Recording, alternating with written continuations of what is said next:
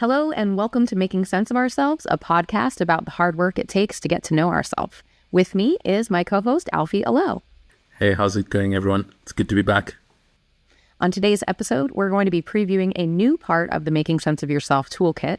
The Network Health Check is a tool that Alfi took the lead on designing over the last few months to meet a student need that we didn't feel that the original course touched on enough. It's checking the health of your personal network. I've really enjoyed watching this tool be developed because, if I am not mistaken, Alfi, this insight actually came from one of the discussions at the Sensemakers Club, where someone shared how they think about relationships in 3 interlocking rings. So let's just jump in. Let's start there. Can you tell us about that discussion and how it sparked something that you decided to pursue with this program?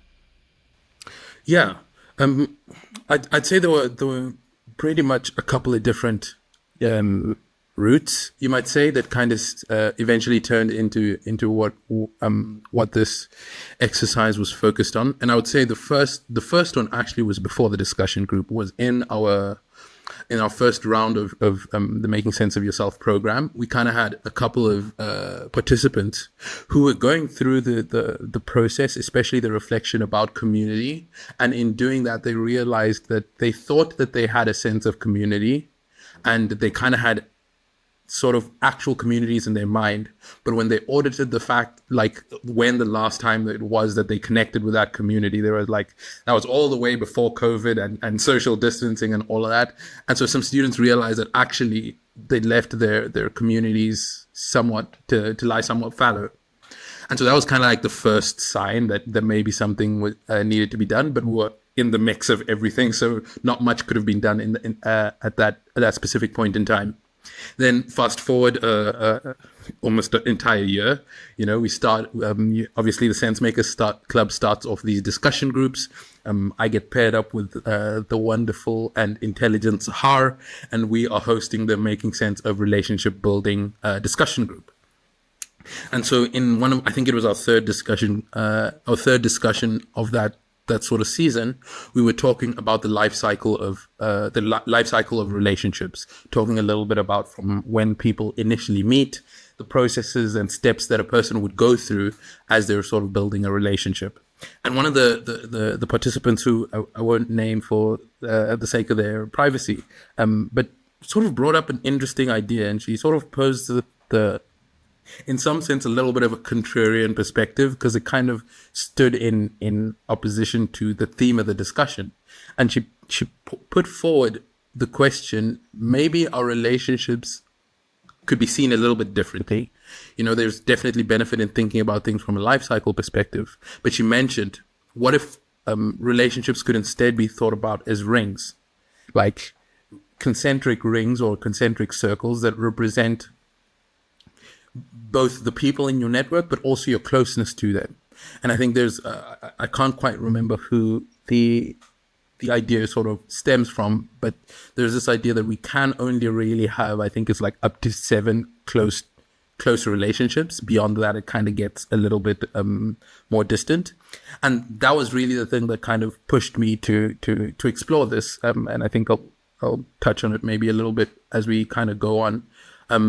But it sort of brought back to my own memory from my sort of interest in philosophy, the fact that there are quite a few philosophers who have wrote about the idea of friendship and the idea of sort of like different categories or ranges of friendship comes up very often.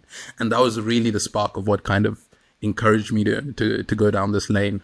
Yeah, I really like how the concentric rings become sort of like a signal of depth. It's like you start from the outermost ring of acquaintance, and then you get to like that inner circle, and it's sort of like the deeper the relationship. So I think it's a really apt visual. So yeah, let's go through it. Like, I want to go through each ring one by one. Why don't we start with the acquaintance ring? Like, what can you tell us about how we recognize those folks in our life? Yeah. So, I mean, as you sort of mentioned, which I didn't get into too much depth, there's this idea of the concentric circles. And with each circle, like with you at the center, and with each sort of circle going outwards, is a circle of friendship that is a level or magnitude of closeness to you from the perspective of how strong the relationship is. And so starting, and I'll maybe start at the complete edges, we have our acquaintances. And these are essentially people who are connected to us, but often it's a lot more a situation of circumstance. So some of the things that you might kind of use to recognize these types of people is that there is some kind of shared or circumstantial context that brought you together. So it's often a little bit less related to the fact that the relationship was pursued or was sort of intentionally established. And often it's kind of a lot more, we were in the same place and we kind of sparked things off. And so the acquaintances are a little bit, they're a little bit more shallow relationships. These will be your colleagues. These will be kind of people who maybe you know them, but you don't know them. You know them either professionally or casually, but not at any kind of deep level. And, especially in the modern day, I think we've done a lot of good work in terms of being able to value our close relationships. But I often feel like we don't actually value our acquaintances enough. And granted that they don't hold the same sort of space as the deeper relationships, but they do definitely hold an important role in a healthy network. Yeah. I don't know what your thoughts were when we initially introduced this first ring, when you and I were discussing.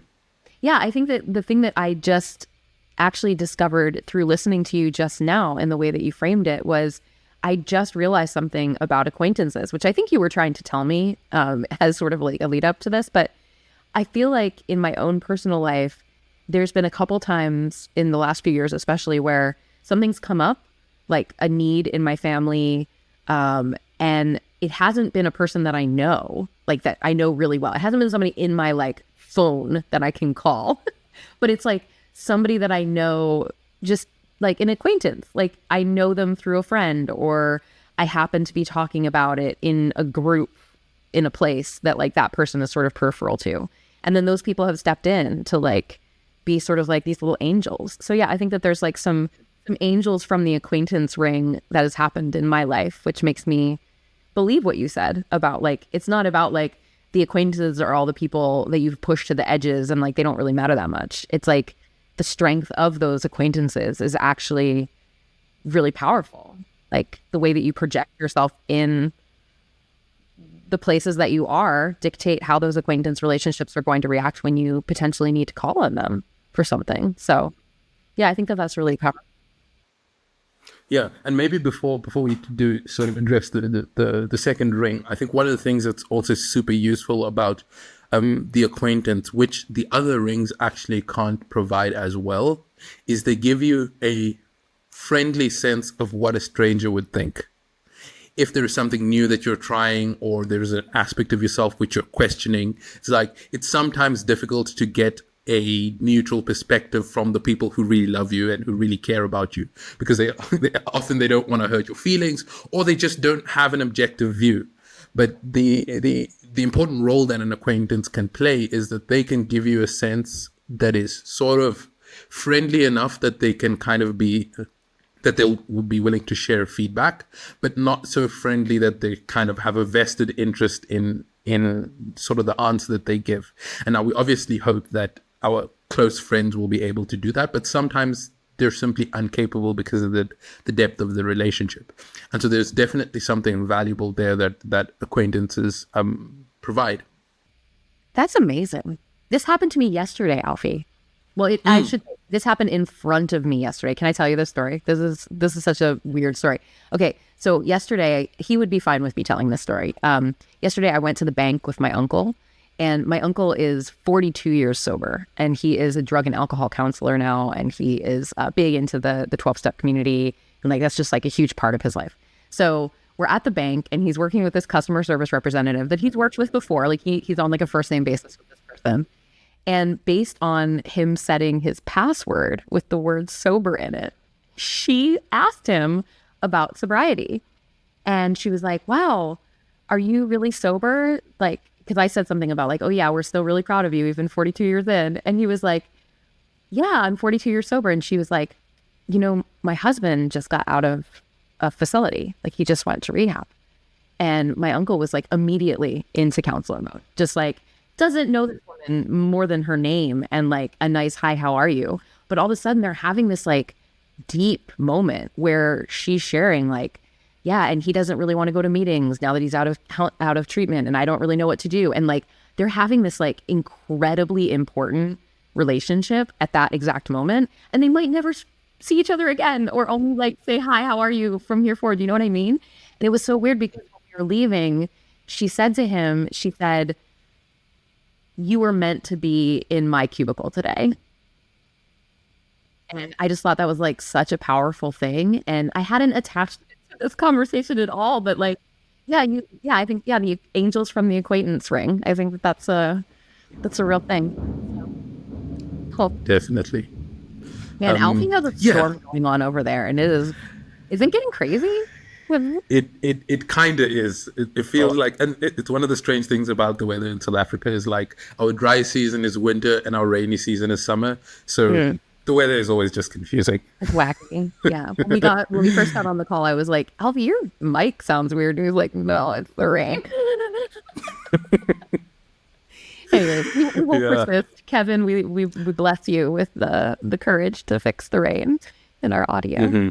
Okay, let's talk about the middle ring. I feel like we should, let's talk about community. Because like, I feel like you could make the mistake of thinking about the way we've just talked about acquaintance as being your larger community. But no, you're saying like there's a middler ring that is what you're calling the community. So yeah, how are these folks different than acquaintances? Yeah, I think the distinction between this middle ring and the outside ring, and I would maybe just say from like a educational design perspective, this is the name that I feel the least confident about. I feel like acquaintances and the inner circle are good names, but this one I'm kind of like always in between. But the thing that really distinguishes them is that there is an intentionality that doesn't exist with acquaintanceship, that exists with this circle. You sort of recognize something in the person, whether it's a shared value, a shared goal, a specific activity that brings the two of you together. That both sides have sort of decided to invest in and to sort of use a foundation on which to build a relationship. And so this sort of this type of relationship, like the acquaintanceship, is not at the level of depth where you're bearing your entire soul to them, but at the same time, it's not. It's different from that group in the sense that it's something that you're actively and consciously investing in a person rather than investing in the circumstances that brought you together.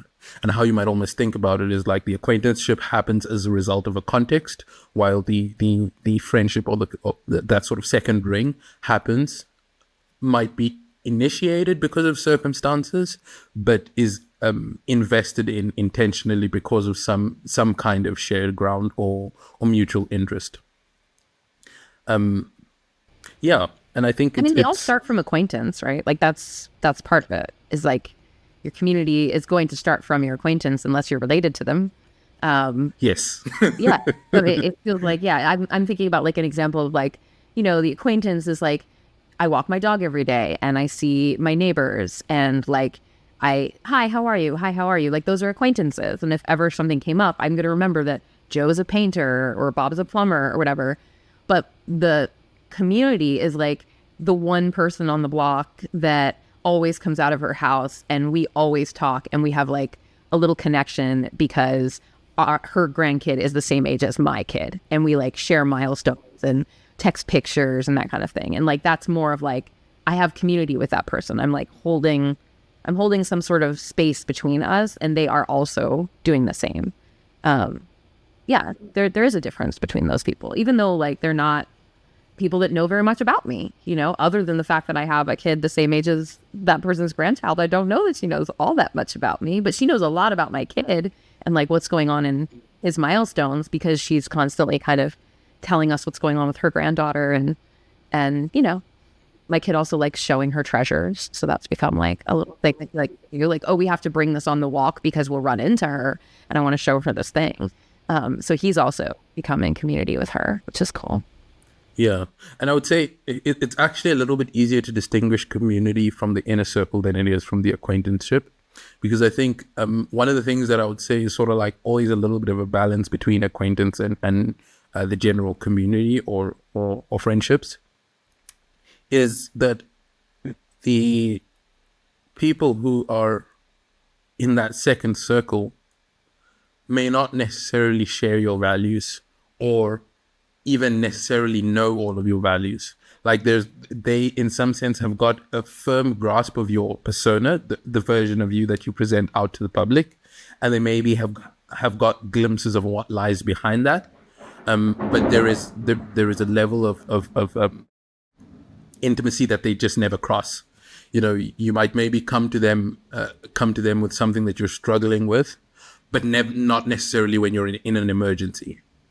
Like the emergency person is a person who is in that inner circle, while the people in your community you might go to with a problem, but one where there is sort of like there isn't a time sensitivity, and there is sort of like a freedom to sort of step in or lean out. And I think that's one of the sort of key markers, is a person in that middle ring you expect has the freedom to just step back away from the problem and not deal with it, while the people in your inner circle, like, it kind of needs to be for an extremely good reason that they're not sort of showing up for you. Yeah, fascinating. I'm digging this, Alfi. And I already knew what you were going to talk about, so that's cool. Yeah. All right, let's get to our inner circle. What can you tell us about them, as defined as specifically different than your community? I would actually say this inner circle was the thing that really thrust me forward to actually turn this into an activity, because I think in some sense making a clear distinction in our minds about this is one of the most beneficial aspects of doing this exercise. And I first came across this idea from, if I'm not mistaken, and I might be, it was from Aristotle's work, and he talks about this idea of I think he calls it a friendship based on virtue. Now, we don't need to get into the details of virtue and what that means. I think one of the ways which it can be understood is that the friendship is a friendship where this person is helping you live up to your values. Rather than simply just knowing your values and understanding them, they will hold you to your values, so that when you aren't being in alignment with who you are, they will say, hey, I know this thing about you, and I know that in an hour, in a day, in a week, in a month, you're going to regret making this decision. Like, pull up those bootstraps and kind of like live up to what you want to live up to. And there's this idea of the people in this inner circle help you be more authentic with who you aim to be, in a way that is in alignment and with in accordance with your personal values. And I think this is really the thing that distinguishes the community and acquaintanceship from this inner circle. And that is why when you are in a crisis, in an emergency, they can step forward and actually support you, because they know who you are aiming to be when you're not in an emergency, when you're not feeling like the world is falling on top of you. They remember who you are trying to be, and so can like support you in being that. And I would say that's really the primary thing that separates the inner circle from the outer circle. And what I think is really important about this is there's often an assumption that automatically a family member is in this inner circle. And in the ideal case, that is true. But the ideal case, especially in the modern day, is so rare that I think it's important for us to develop this distinction, so that we can either be clear about the fact that though they may be our blood family, they don't necessarily fall into the circle, or we need to do the work in order to get them into the circle. Because sometimes it's sort of an intentional thing that this person isn't in my inner circle, and that's just the reality of things. But sometimes simply through like neglect or ignorance, we've kind of let the relationship fizzle out a little bit, and they no longer know who we're trying to be.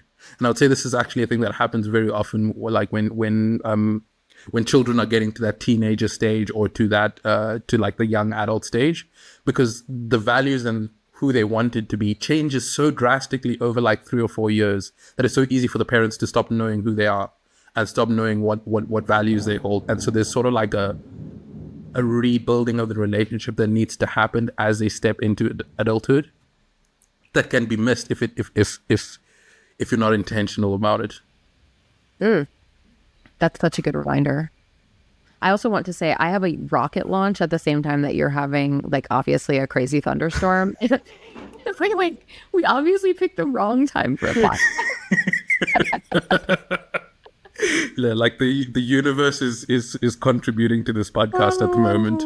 Yeah. I mean, I think it's such a good point that you're making about family, because, like, I think that you were saying about community that you sort of, like, you have more than the shared context, right? And, like, if acquaintance is about shared context, then that's where family starts, is like shared context when you're an adult, you know what I mean? And then it's like, after that, you find some family members that you are able to be in community with. And maybe you're even able to have different values than those people, but still be in community with them around things to do with the family, or, you know, hobbies or moments or milestones or what have you. But then you have other family members that can actually, like, earn their way into that inner circle. And it's like, it's not only family members that have to earn their way in there. It's anybody that started at the acquaintance ring, which I think is really interesting, that, like, if you really think about it, we all do start at the acquaintance ring. Even, like I said, except for family, but, like, no, if acquaintance is around context, then that's about as deep as family goes to begin with, unless you're doing the work. And then it has to be reciprocal, you know, like, in order to be in community, it has to come from both sides. Otherwise, it's going to remain an acquaintance, and you can still call on those acquaintances. But yeah, it's interesting. Yeah. Okay. You know, the one part of this, which, sorry, before we do move ahead, like, that I feel like I haven't necessarily crystallized yet. I've got my own perspective, but I know that I'm somewhat not necessarily in a position to speak with authority on this, is the relationship between a parent and a child.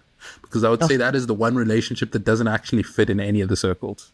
Because there's a certain level of like emotional openness which you can't really give to a child fairly, because they don't have the tools to deal with that, and so can't necessarily be in that sort of level of reciprocity. But then I think to put them in any circle other than the inner circle, to me, also feels like it doesn't fit. No, so I feel like in a sense where I can No, you're totally right on. As someone who has made a human being inside of their body, I can say that, like, that human being does not fit in any of these circles, and, like, and won't for a real long time. Like, I feel like and that, I think it does have to do with reciprocity. Like, there's not an expectation of reciprocity, and there's this idea of unconditional love from a parent to a child that wouldn't be appropriate to put on most relationships. You know, you don't want to have unconditional love for your abusive boyfriend, for example. Like, that's not a good idea. So yeah, I think it is really about that reciprocity thing, which actually, like, brings us to kind of the next step of this process that you're walking us through, which is, like, after you've actually named all the people in these groups, these 3 rings, then you lead students through getting introspective about the level of reciprocity. So can you talk to us about the role of reciprocity and also the balance that we're recommending that people are trying to strike? Mm-hmm. So yeah, I would say this is somewhat challenging to talk about, because it's sort of like bringing together of a couple of different ideas. But I would say the primary thing, which I think you've already alluded to, is this idea that all of these relationships are gives and takes to differing degrees. It's like what you're giving and what you're taking. Like, there is always a give and take. It's what you're giving and taking that differs depending on the relationship. And so, you know, we talked about the fact that the acquaintanceship, there is like a shared context. And as a result of that shared context, there's a little bit of an investment. There's sort of like an acknowledgement. There is sort of like a cordiality that is followed, but not very much beyond that. And then you get to the community, and then there's sort of like an intentional investment of time, of effort, of sort of like stories and who you are, but it's sort of like at the level of the persona and a little bit beyond.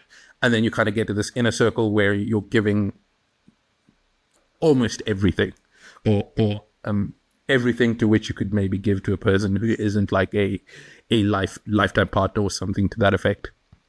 Now, I think the important part of reciprocity, and one of the most challenging things about this activity, is that so often we have people who are not in the same rings for each other, And this is where the imbalance or sort of like the damaging of relationships really happens, where one person either assumes that they're in the inner circle and the other assumes that it's a community and, God forbid, an acquaintanceship.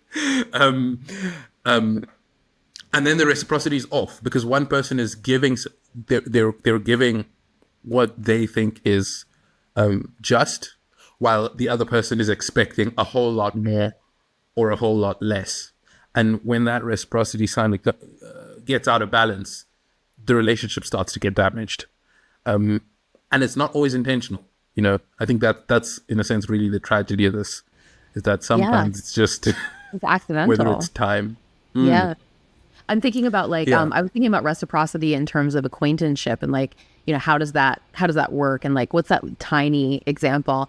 And I was thinking about like, you know, when you're like new to a routine and then after a while you start to see the same people. And then after a while you start to acknowledge those people and they acknowledge you back. It feels like that's where a stranger becomes an acquaintance kind of. And it's like that little reciprocity of like, I say hello to you with my face and you say hello to me with your face. And then like a few months from there, it's like, I say, hey, how are you? And then you say, I'm good. How are you? And it's like, that's the reciprocity level. And then, you know, for some reason it becomes then eventually you're like actually in some sort of community with that person other than just the shared context of you sharing space every morning on the way to whatever it is. It's so interesting. I'd say a great heuristic for that category specifically is like, if you, this person, and a third person met, would you feel like, so let's say three people are meeting and you're one of them, and you know both of them, but they don't know each other. Would you introduce the person or would you expect them to introduce themselves? If you expect them to introduce themselves, they're probably not an acquaintance because you don't feel any sort of like social responsibility towards them. They like, you expect them to... They're just a person. Yeah. Because, but if they're an acquaintance, you kind of almost want to make it clear that they're like, to the other person, that there is some kind of connection. There is something here. Exactly. So interesting. I would never have thought about that, but you're totally right. You're totally right. Oh, so interesting. Okay.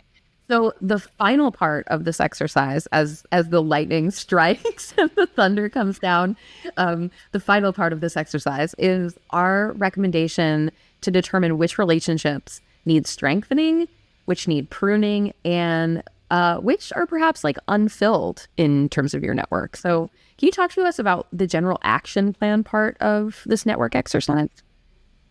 Yeah, no, definitely. So we've kind of like identified the different rings, and we haven't talked that much about how many people, how often, and all of that. And, you know, we won't get into too much detail about it, but I think the important thing to remember is like, once you've got a sense of what these relationships are and kind of like the characteristics that make up each one, it is easy for us to sort of realize, like, the first question we ask ourselves is like, do I have names to put into each of these circles?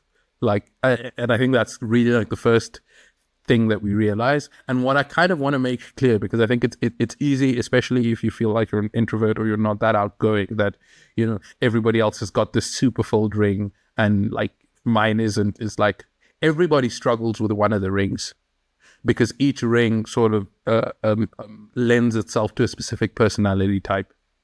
And so the thing to understand is that you're probably going to have at least one ring if you haven't been actively and consistently working on this. You're going to at least have one ring that kind of needs a certain level of maintenance. Now, there are different ways of maintaining the circle. The first and most obvious one, which I sort of mentioned, is sort of like, are there names to put in the circle? And we'll usually find that, you know, we at least have a few, hopefully. You know, maybe you are in the position where you don't, and that might happen. And I think most people at some point in their life go through a pretty extreme scarcity. But this sort of provides you like with a foundation to get started with that. And so maybe you do have names, you kind of are able to fill in most of these circles. Then the next question to ask yourself once you've put names in is, are the names in the right place? Because you might find people who are in that inner circle, But when you really think about the relationship, you're like, I'm always the one who is reaching out. I'm always the one who's checking in if they're okay. I'm always the one who's sort of taking the first step. And they're never doing that back for me. Literally, unless I take my problem and throw it on their lap, they never check in. And so that kind of tells you that this person maybe is not in the right circle and kind of maybe needs to be shifted outwards. Or you might find that there is a person who does a lot for you and who in the past you've kind of reciprocated that, but over time or for some other reason you've kind of neglected that relationship, and you find that maybe they are too far out and you kind of need to do the work to bring them closer in, especially given the fact of how much they're sort of investing in you, and you feel like you want them to maintain that. And so there's this question, which you sort of alluded to, sort of like, is the thing that we need to do grow the ring, so fill in some names? Is the thing that we need to do strengthen the relationship, so bring somebody closer in? Or is the thing that we need to do prune a relationship, which is either push them further to an outer ring or completely cut them off? Or full estrangement. Yep. Yeah, which sometimes is what is necessary. It's needed, people. Sometimes it's needed. Mm-hmm. And so I think that the thing to kind of think about with this, and what I would say is really the practical and crux of this matter, is the way that you do it for each ring is different. So starting from the inner ring, in terms of growing, so obviously your inner ring can only be grown by already having a sense of community. So actually maybe let me start from the outer ring. Yeah, I was going to say. Thinking a little bit about our acquaintances, if we find that it's somewhat lacking, there's sort of three basic things we can do to in a sense cultivate it, and I really think about it in some sense like farming. So you kind of first need to till the land. You need to kind of put yourself in contexts where other people exist. You know, if you want to develop relationships based on context, you have to be in context to where other people are. And so attending specific networking events or just general casual events, that might be going to like a barbecue or a braai, as we call it here in South Africa. It might be going to sort of like after work drinks or activities, going to dinner with colleagues, general activities where there is a little bit of an obligation, like that work dinner or that barbecue, there might be a little bit of an obligation. So everyone somewhat has to be there, but it's also social. And I think the reason that that's specifically useful is because a little bit of the work has been done for you. Like this isn't, just cold calling a person and saying, hey, can we hang out? Then there's sort of like following up on after a casual meeting. So you might just run into a person, you might sort of just see them and you're like, I think that's a person who we have a shared context and I might want to get to know a little bit. Make an active effort after the casual or happenstance meeting to just reconnect, to show that there is an intentionality that is sparked by circumstance, but which you would like to maybe explore a little bit further. And then finally, for the Gen Zs and digital natives, connecting over social media or in other professional networks, though it may be somewhat on the shallow side, it is a low effort way to at least acknowledge another person. It's a signal. I think that social media reciprocity is probably a very powerful tool in today's networking environment. Like just the like familiarity with somebody's little avatar and name as they like your posts, and you decide whether or not you're going to follow them back. Like I think that digital acquaintanceship, I think, is a really interesting kind of idea, because social media is that shared context. Like we're both on this platform. You like to share on this kind of platform. I like to share on this kind of platform. So, and then there's other people that in real life, and you go to their social media and you're like, we will not be social media acquaintances. Our acquaintanceship will end at the physical realm. Thank you. Moving on. Yes. Yeah. Oh. And so, please, like I can kind of go off and tangent. Yeah, so, like, so keep me honest here. Okay, so we've talked about how to strengthen from the acquaintanceship. Let's talk about community. So how do you strengthen or grow or prune in the community area? Yeah. Maybe before I go to the community area, just talking about pruning and growing in the at the acquaintanceship side. So in terms of strengthening, essentially what you're aiming to do at this point in time is turn occasional and circumstantial engagement into regular interactions. Now, this regular doesn't necessarily mean often. It means somewhat predictable, because you kind of want the other person to sort of in their mind know, oh, I'm probably going to see this person at this place, whether that's gym, as you mentioned earlier, it might be on a walk, but just kind of having some kind of regularity in which your worlds sort of collide, so that the reciprocity can start to be established. And also so you see this person across, like, you know, you've got multiple data points with which to figure out whether this person is an axe murderer or not.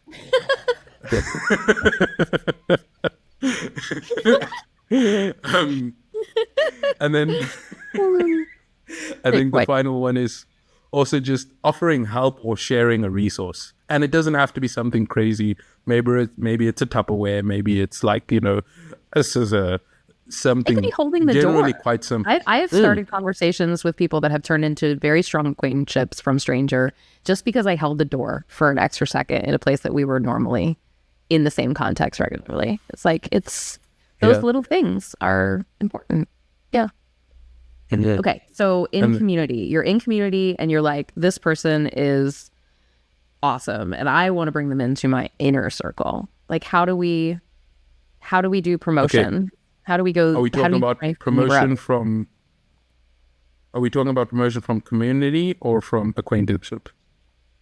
I guess from acquaintance into community. Let's cover that. Yes, you've okay. gotten to strengthen the acquaintances, but like, let's say there's somebody in that acquaintanceship and you're like, okay, I really want to strengthen that into something community. Like, yeah, how's that work? Yeah, so I would say that there's sort of two ideas. So the one is bringing someone from your acquaintanceship into your community versus strengthening an existing community relationship that is somewhat tenuous. And so I'd say in terms of bringing people in from the outer circle inwards, is introducing them to other communities, other groups that you're a part of. Maybe this person is a professional friendship. You kind of have just been very sort of like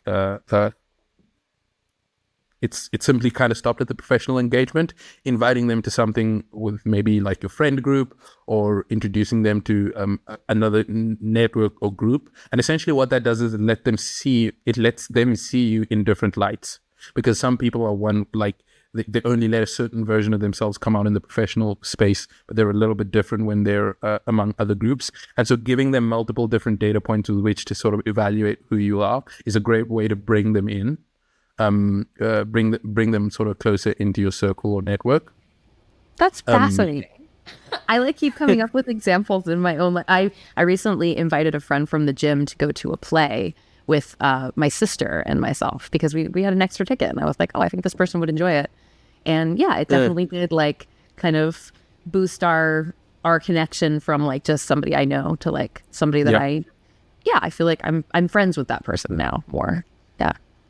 And I can most certainly say that this is the place where I struggled the most.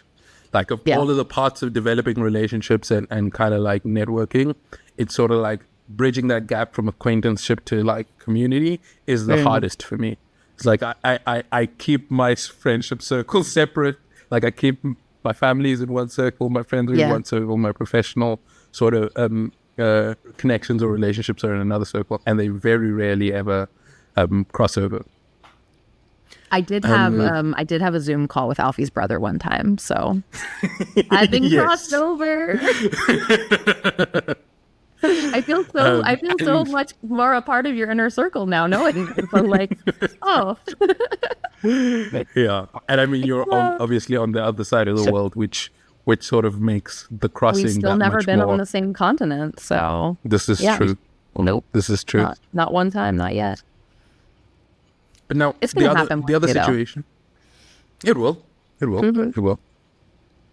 So the other situation you might find yourself in is you might find yourself in a situation where you have a person who is already a part of the community circle, but you kind of want to strengthen it either through neglect, through time, through specific circumstances. The relationship might have been frayed a little bit or sort of stretched a little bit thin. And so what you can do is sort of reach out on a regular basis. Again, it doesn't necessarily mean often, but it does need to be somewhat cyclical, whether it's once a month, whether it's once every 2 months, whether it's every 2 weeks, but on an ongoing basis, make sure that you're checking in with this person. And what this does is it puts you in their mind as a place for them to bring a challenge if they are faced with one. They know, they kind of eventually get the sense that, I expect a call from Abby pretty soon, and this big thing has happened in my life, and I need to remember to sort of update her. And that's kind of like how you want to think about it. You want to put yourself in that realm. Then you might also invite them to specific activities that you partake in if they sort of either share it or is a side of you that other people don't often get to see. And what we've already talked about is spending more intentional time together. And that is both intentional in terms of making the time, but also in terms of the activity. I think, you can kind of just go to dinner every time with an acquaintance, but I think there sort of reaches a stage where you're being a little bit more intentional about the things that you're doing together, and either what the activity says about you or the context or the environment that activity enables. Just the idea that going to dinner with somebody does not promote them to being your friend is like a mind-blowing revelation, I think. Well, because it's sort of like it's like not to relate it too much to romantic partnerships, but this idea that we are considering the relationships as opposed to just like Pokemon collecting them all. Like I just feel like, you know what I mean? Like it's okay if somebody is an acquaintance and that acquaintance is somebody that you have a meal with every once in a while. That's okay. Like that doesn't mean that they're a friend that you're neglectful of. Like that one meal every once in a while in a predictable way is, that is the door that either one of you can walk through to go to that next step if you feel like it's open. So yeah. But also, just from like a very practical perspective, there are some things that you can't say in a public restaurant which you would want to say to somebody who you consider to be a real friend. And so if the person only knows you in the context of a dinner in a restaurant, like there are some things that they'll never be able to share or talk to you about. And it also doesn't mean you have to necessarily up the ante. It might be going for a walk in a park. It might be doing a hike together. It's just kind of like changing the context so that they see you in different environments and get a different sense of how you could show up. I love that. So actionable, this thing. I have a feeling that people listening to this are going to be getting a lot out of this. So thank you for all the thinking you're doing. Do you have advice for the strengthening, growing, or pruning of inner circle? Some of the... Yes. Woo, the messiest. The deepest. That's the messiest. Once you get all that deep. Yeah. So, this circle, I think, is the hardest one, because I would say the thing that is significantly different between the inner circle and the other two is that the other two circles, you are showing the person stuff. You are introducing them to parts of yourself which you understand and know, while the person in the inner circle gets to experience and know the parts of you which you figured out and the ones which you haven't figured out, which is a whole sort of different layer of engagement. And so one of the things, so we can kind of like use the previous two lenses again, the person who's kind of being promoted to the inner circle, or the person who is in the inner circle that you're trying to strengthen. So sort of bringing a person into your inner circle, the one thing that you want to do is start to have deeper conversations, whether it's things that you're struggling with, things that you're anxious about, essentially showing vulnerability. Now, especially because of the modern context, I think the idea of vulnerability has kind of almost been made a blanket thing that you want to do with essentially every relationship. We talk about how marriages need to be vulnerable. We talk about how like friends need to be vulnerable, and it's sort of like everybody gets the vulnerability. And the truth about it is that's just not practical. Like There is a certain level of vulnerability that you want to see from your boss, but that is simply just actually what we're talking about is honesty, not actually really like you don't want your boss to be coming to you and saying, hey, I think the business is about to crumble.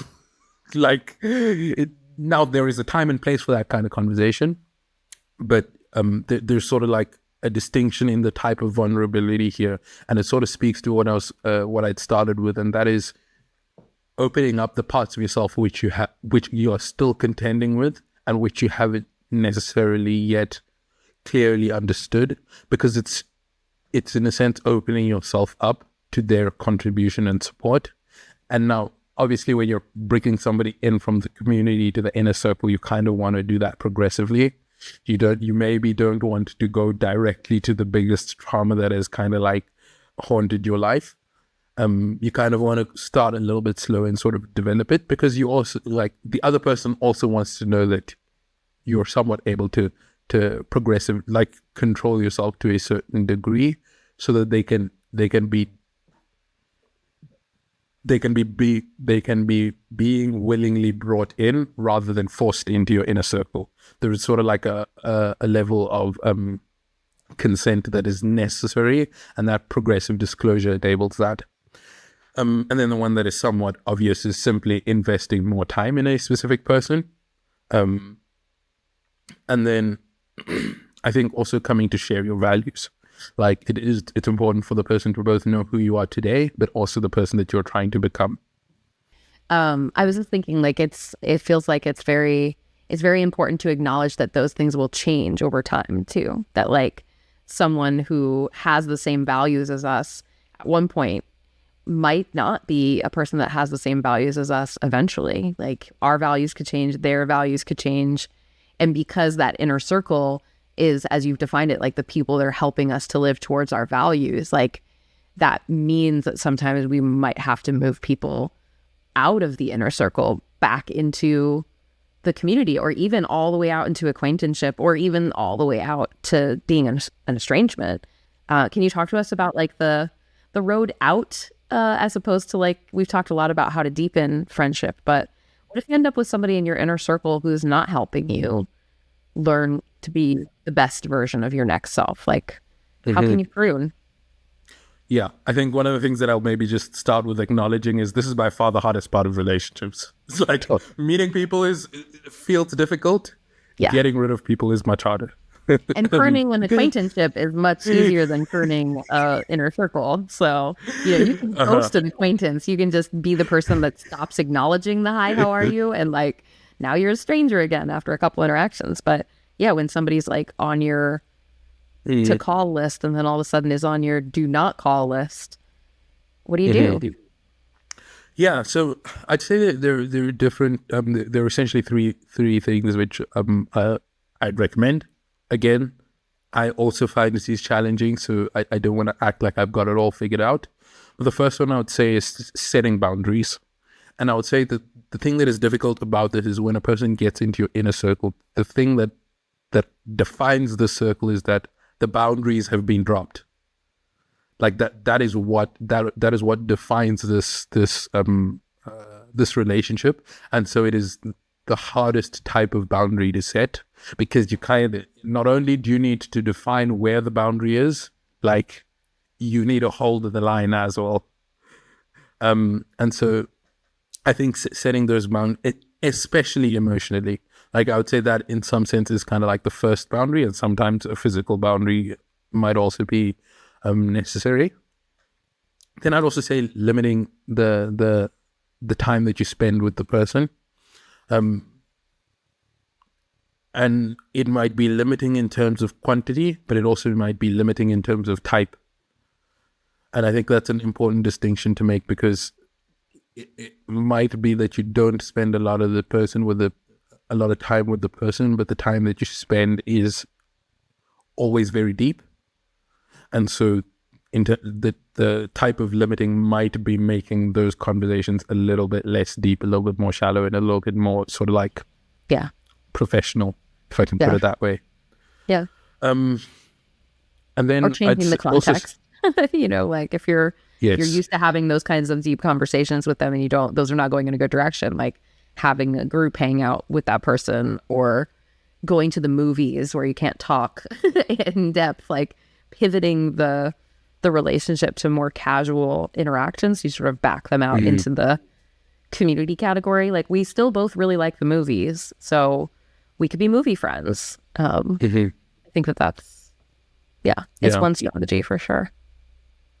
And I would say more often than not, especially with a person where there has been some kind of romantic context, it might just be that distance is needed. Like it's too hard to set the boundaries. It's too difficult to limit the time.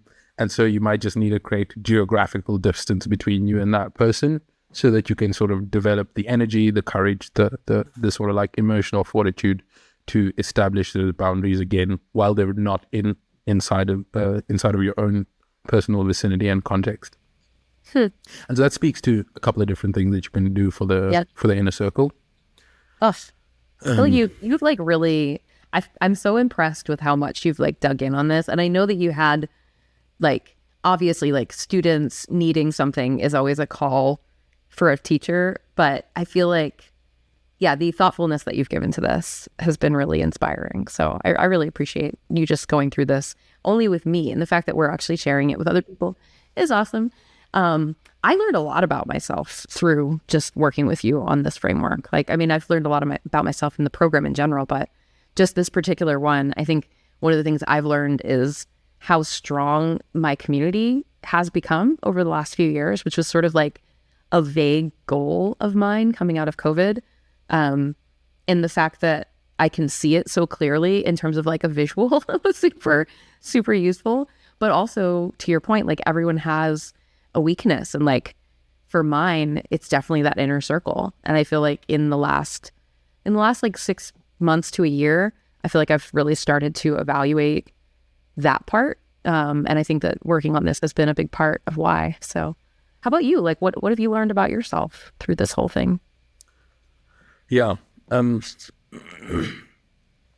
has been a whole bunch. And I'd say like there are sort of two things that I'd sort of highlight. One is where I feel like, and not to sound a little bit braggy, but where I've impressed myself. That a lot of this has come somewhat intuitively for me. I think in kind of going through this process, I was like, oh, that's why I tended to do that thing. This kind of makes a little bit more sense. And so one of the things I think that I've learned is like I've in developing this framework, I've kind of developed the words with which to explain specific behaviors that I had. And then I think the other thing that I'd sort of say that I've learned about myself is I'd finally identified exactly which part of developing relationships that I struggle with. Because I'd always, like, the way I always explained it to myself, or when I was talking to people, I'd always say is like, I'm great at making friends with people who I meet, and like I'm really social and all of that. But the way I'd say is like when I go from one school to the next, or one grade to the next, or one context to the next, I lose all the people who are in that that circle, and it's because I struggle with that the second ring, bringing a person intentionally into my network and sort of like promoting them from the general acquaintanceship. And I've kind of, in some sense, for the first time, been able to pinpoint exactly where the struggle is, which is a really cool thing to have learned about myself, and something which I'm actively working towards addressing. That's awesome. I'm really glad to hear that. Is there anything else that we missed that we should talk about with the network health check? It's a lot easier when you've got somebody to talk about it with. Oh my gosh, for real. Yeah. Like all of this seems like absolute nonsense in your brain, and then you start to like put it down on paper, and it still kind of feels like mushy nonsense of like, this is so weird. Writing people's names down, this is weird. Then you start to talk about it with another person, and you're like, oh no, it is actually okay that the level of reciprocity between this person and I makes me feel weird about the amount that I share with that person. And that's something that's really hard to discuss with just yourself. So yeah, I agree. Definitely. I feel like we should tell the people what they want to know. Yes, so what we've been alluding to and hinting at for like the past couple of episodes. I think you should do it. Yeah, so as I kind of mentioned earlier in this discussion, in 2023 we ran the very first version of this Making Sense of Yourself program, and we are finally starting to take action towards that waiting list. So for the past year, the waiting list has been open, but we've kind of been somewhat, secretive, if I can put it that way, about what the next sort of steps are. But I am super excited to let everybody know that we're going beyond simply growing the waiting list. And we have an exclusive event which we are going to be running on the 12th of February at 12 p.m. Eastern, where we're, for the first time, because we didn't do this last time, we're going to be giving you a sense of what this program is, regardless of whether you're planning on joining us or not. Maybe you're not at the right point in your life to do this kind of work, but you do sort of have like a little bit of an interest. So we're actually going to be hosting a sort of a preview of the new program, how it's going to work. And I hope I'm not speaking too far out of turn, but hopefully we'll also have a couple of students who have gone through the first version of this program to share their experience with you, so that you can get a sense both of the material that you'll be going through, as well as what some other people have kind of experienced on their journey. And, I'd say this is the closest thing since we started the Making Sense of Ourselves podcast to having like a listener event. So if you're interested in finding out who are some of the other personalities and humans who have been engaging with us in a somewhat single direction sort of fashion, this is the first opportunity that you are going to get to engage with other people who've been thinking about some of the questions we've been exploring. So we really hope that you'll mark your calendar and join us on the 12th of February, 12 p.m. Eastern. And with that, I think this is a good time for us to transition to our monthly question. Abby, how made sense of are you this month? I am so made sense of, Alfie. I am so confident in my answer. I'm not laughing about it. I feel really freaking strong. No, I mean, I said that all out loud. That felt really good. I feel like that's close, though. I said on the last episode that I felt like I was driving home from the train station where the burnout train had left without me. And I said at that point that I felt like I was at the first light and I could still turn around and go back to the station. I feel like I went back to the station and I burned it to the fucking ground. Yeah, that's how I feel. Crazy. I feel like the station is gone. I am home. I am wearing cozy pajamas. And maybe I am not burnt out.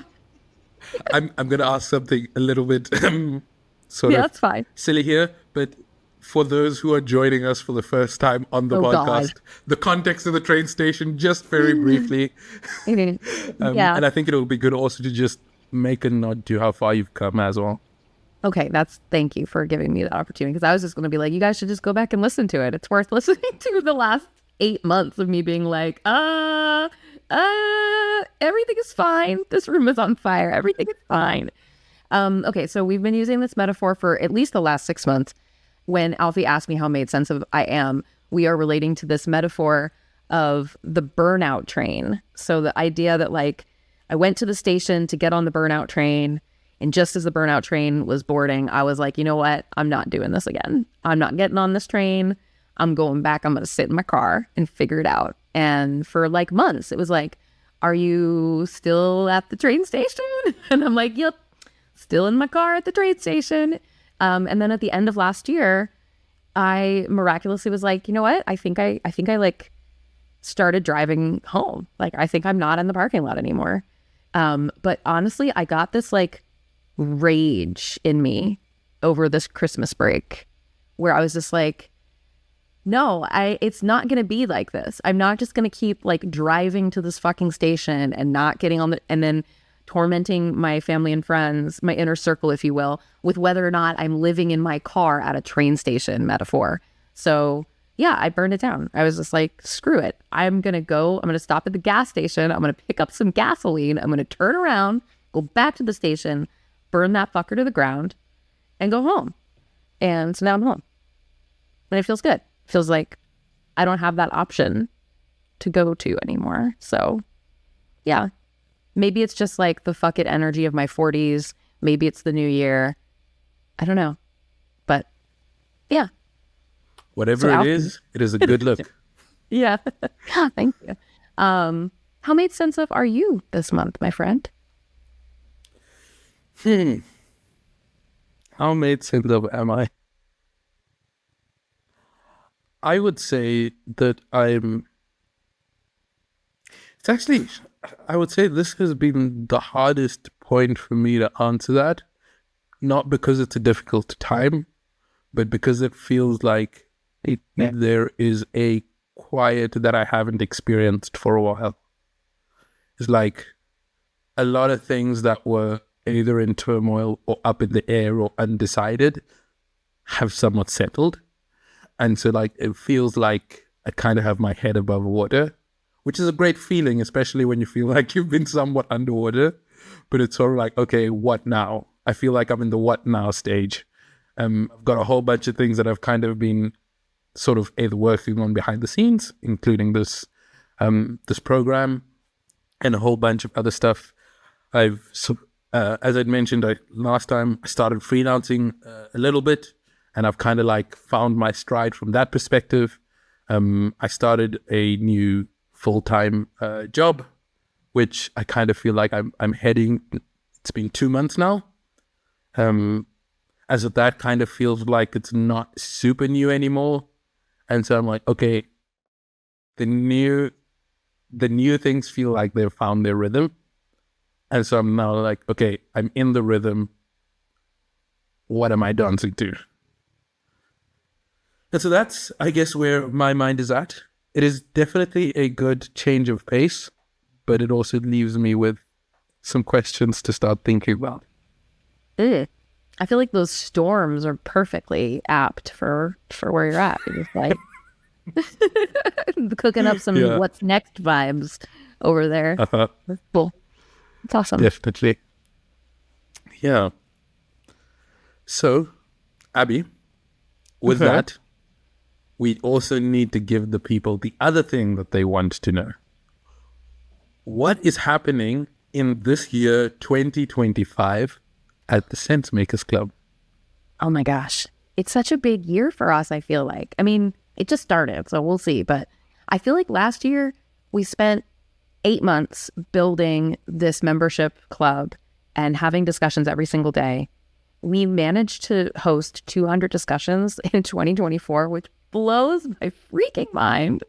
And I feel like this year, I think people finally know what we're trying to do. And that's pretty awesome. Like last year, it definitely felt like people were intrigued. There was curiosity. We definitely found like an inner circle ring of folks that are like, I want to help you build this, which is amazing and has been some of the strongest new friendships of my life have been through that process.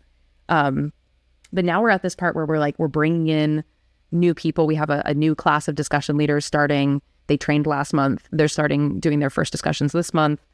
And so there's 7 of them. So they're new. And then we have my IA and practice program has launched. And so that's brought in a bunch of new people. So yeah, we just have like this new kind of energy, I think.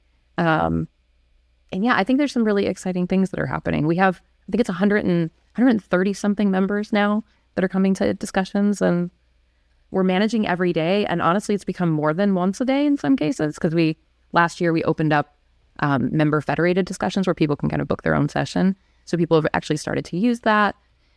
We just recommitted 80% of our discussion leaders from the original class. So I was thinking I might have to like replace everybody, but honestly, so many people stuck around, and the ones that left mostly were just like, it's not the right season, but I'll be back. So yeah, it's been really heartening. And then in personal news, in terms of my authorship brand, I finally got the files to the printer for the hardcover edition of How to Make Sense of Any Mess. So I said any minute, like basically like the mailman could be delivering at any second the physical proof of just like, I get 16 spreads flat. So I get to like look at colors and stuff. And then assuming that is all right, then we'll be getting books that I share an office with very shortly. So, yeah, it's been really interesting. Yeah. All right. I think we got to end this thing. Our first podcast of 2025. It's good to be back with you, my friend. I feel like this was a good place to start. Definitely. And February 12th, I hope all the listeners will put it on the calendar. There should be an RSVP link along with this episode that you're listening to right now. And we'd love to see you and tell you a little bit about what we've been working on behind all these scenes. Okay. Until next time, be clear.